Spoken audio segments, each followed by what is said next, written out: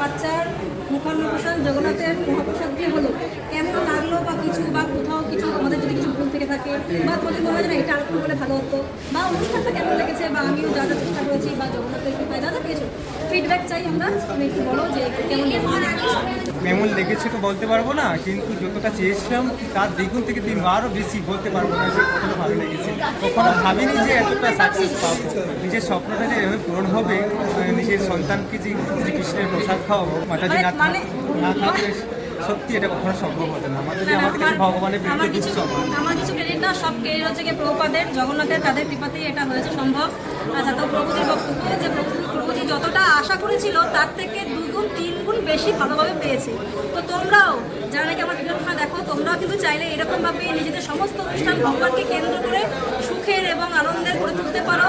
তার জন্য কি দরকার? একটু প্রেম, ভক্তি আর ভগবানের প্রতি বিশ্বাস। এভাবেই তোমরাও মন্দিরে এসে মন্দির কর্তৃপক্ষের সঙ্গে যোগাযোগ করে যে কোনো অনুষ্ঠান ভগবানকে কেন্দ্র করে করতেই পারো। তো চলো সবাই মিলে এখন বলবো জয় জগন্নাথ।